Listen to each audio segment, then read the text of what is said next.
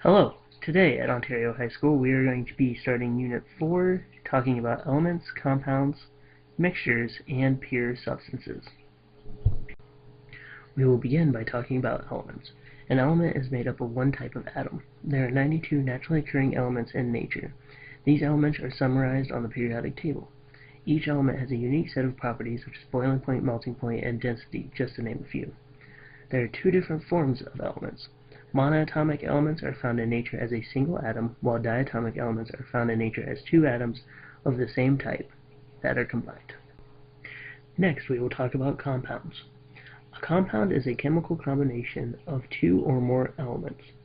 There are hundreds of different compounds, and you come into contact with compounds each day, such as water, known as H2O, and sucrose, which is just table sugar, also known as C12H22O11.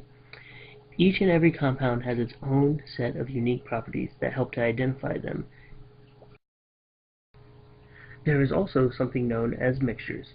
A mixture is a material made up of at least two different substances which may be either elements or compounds. Mixtures are also usually easily separated by physical means, either through filtration, distillation, or a couple other methods that you will learn later on. As you can see to the right, we have a mixture of two monoatomic elements, and then we also have a mixture of two compounds. We could also have a mixture of a monoatomic element and a compound. There are just many different ways to make a mixture. Lastly, we have what is known as a pure substance.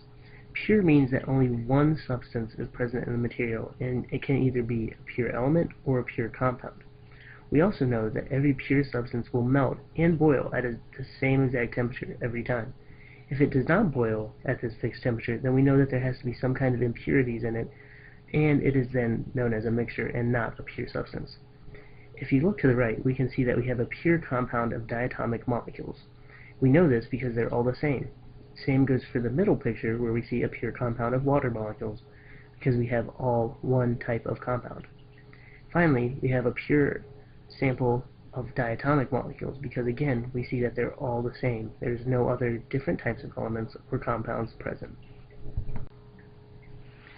And we will end this podcast on Unit 4, Mixtures, Pure Substances, Elements, and Compounds here at Ontario High School with the quote, "Science is built of facts, as a house is built of stones, but an accumulation of facts is no more a science than a heap of stones is a house."